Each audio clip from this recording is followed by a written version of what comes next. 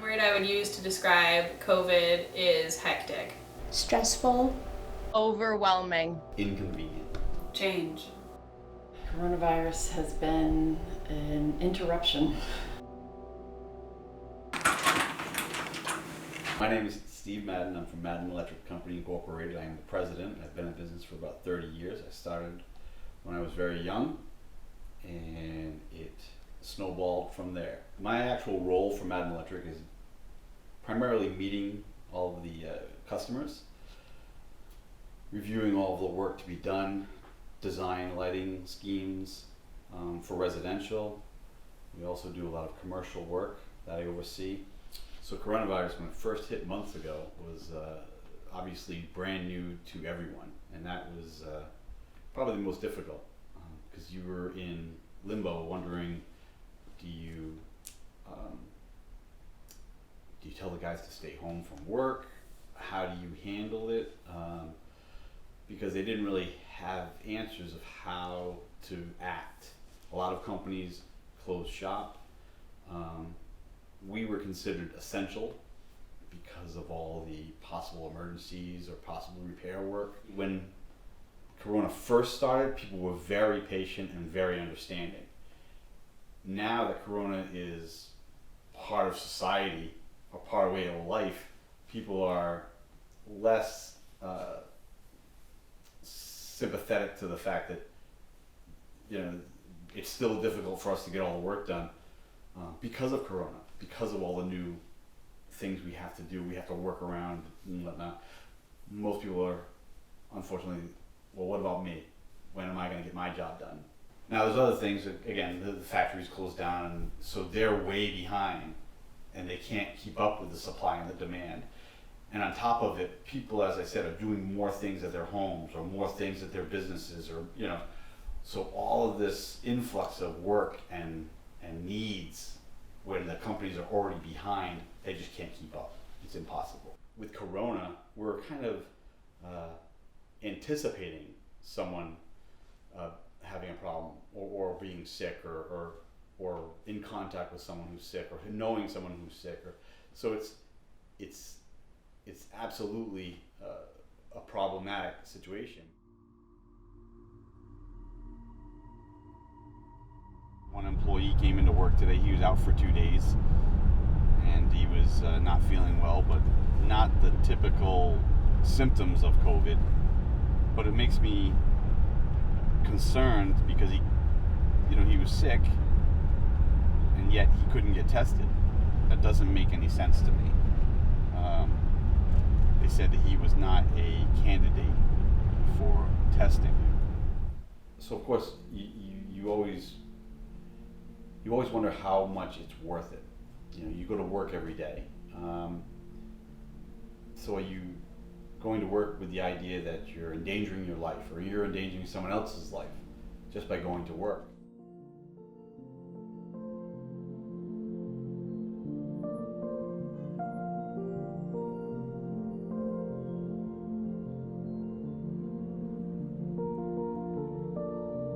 My name is Bridget Madden. I'm a senior at the University of Rhode Island.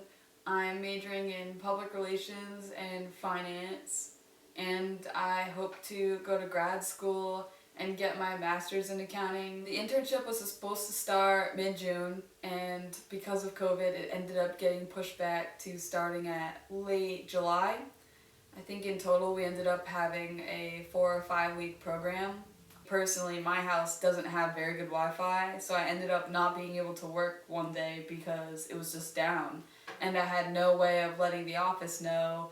And as an intern, that's really frustrating because you want to make a good impression. This is your time to, learn and set up yourself for the future. You want to be able to get that job, and all I could think about was, I'm not going to get a job offer just because I don't have Wi-Fi.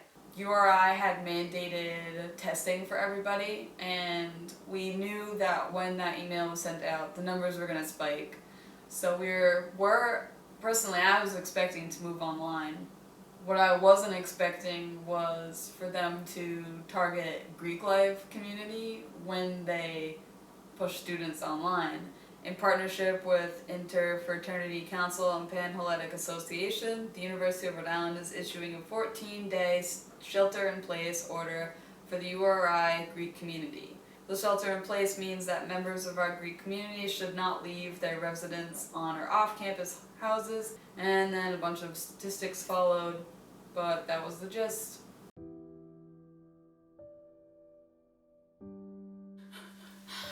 I'm okay. Nothing. I'm just like home alone, and I have been for a little bit, and I just think that I just like needed someone to talk to. I just think I'm feeling a little lonely.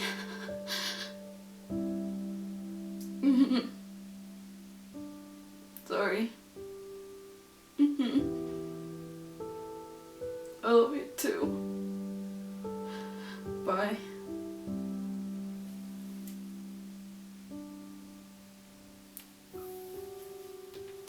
Everything's different, and I chose the word change because it's not going to go back to normal. And it's disheartening, it gets lonely, and it's just sad to see that this might be my future. I'm Christina Kanak. I teach 3rd grade in Emerson, New Jersey. And I used to be the math and science teacher for the 3rd grade, but this year I am teaching all subjects. My whole thing is like, movement is so important, especially for younger kids. Like, they have to move around the classroom or else you're not going to keep their attention. These kids, like, fingers crossed, are actually really good at just sitting in their seat, because that's kind of all they can do. We can't really move around the classroom. We can't do turn and talks where they're conferencing with one another and meeting up with one another. We can't do math games because they can't share manipulatives. They have to wear masks in school, and the only time they are allowed to take their mask off is if they're taking a drink of water or if they are eating their snack. Other than that, they cannot take their masks off at all. In terms of me for school, I have to keep my mask on all day unless I'm alone in a room. So if there's no kids in my room, like they're at special, I can take my mask off. Or if I'm in the teacher's room and there's no one in there with me, I can take my mask off. I feel like I am doing so much more manpower than I would in the past, to the point where I told you I needed a mental health day. I have never, ever needed a mental health day. Like, I feel like I'm like, go, go, go, not a big deal, no problem. It's October, we're only a month and a half into school, and I already needed a mental health day. It got to the point where I just knew that if I did not take that day, I am going crazy, but I would go even crazier. So yeah, and then in terms of how my students work this year, they have the choice of being virtual or in person. So I have 11 in-person students and 4 virtual students. I meet with my in-person students from 8:40 to 12:15, and then I have lunch from 12:15 to 1:10. And then from 1:10 to 2:10, I'm meeting with my virtual kids, and I'm teaching them what I taught my in-person kids that day. I've never felt so overwhelmed and so overworked, and this year has just been overwhelming. That's why I said overwhelming in the beginning.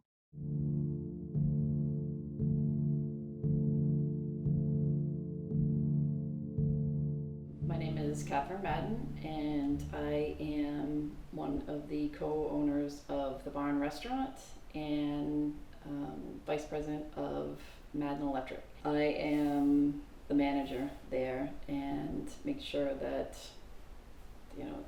employees are being staffed and the restaurant's running as it should. The bills are being paid and all that in between, I guess. So I was working the day that the governor had decided that the restaurants needed to shut down, and she came on saying that most likely we would be closed till the end of March. We all know that was a much longer time, but at first, I thought about my employees. What are they going to do? They're going to be out of work because, some of our employees have families, and I know they pretty much live paycheck to paycheck. So they needed that income flowing in. We have to follow very strict guidelines. Every person who enters the restaurant, we need to get at least one person's name and phone number. And they must come in with a mask on. And before they come in, the tables need to be sanitized, and anything on the table needs to be sanitized, as far as the salt and peppers, the ketchup, everything needs to be sanitized. We used to just put the silverware on a napkin on the table, but now it needs to be wrapped with as least touching as possible. And as far as the menus, everything needs to be wiped down. We have a bleach mixture that we use. There were days when the humidity was 90 degrees, the temperature was 90 degrees, and the humidity was 100%, and they're on that grill, and they did really well. We did our best to keep them hydrated, giving them lots of water. There was a point where one of them almost passed out because of the heat, and you're wearing the mask, and it was tough, but they were real troopers, and we made it through.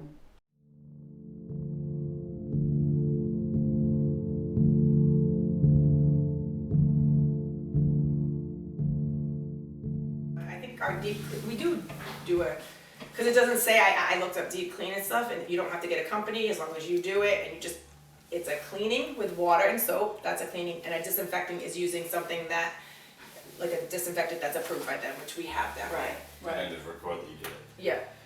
So now we just wait for them to contact us.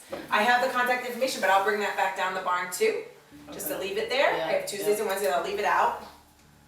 What are we gonna do though? They'll contact us and they're gonna want it. They'll call them. They call all those people, we don't call them. About the waitresses? You don't call what people? The customers. Oh, Department of Health will call those, we don't. Have them go on the portal and make an appointment, because the portal, they're 5 days out already on getting tested. So by the time you get tested, you're gonna be.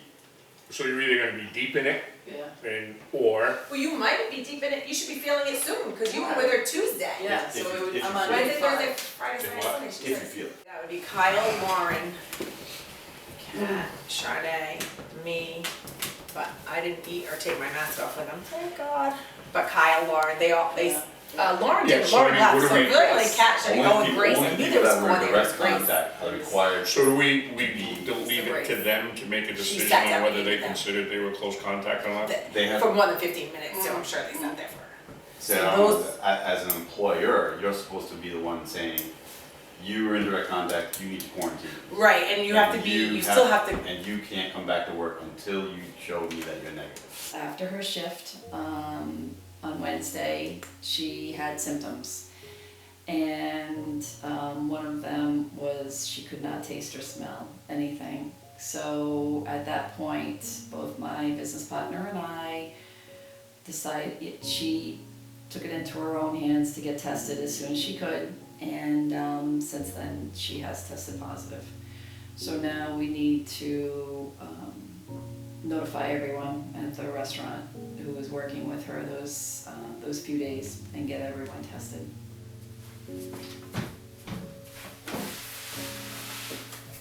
One word I would use to describe COVID: an adjustment.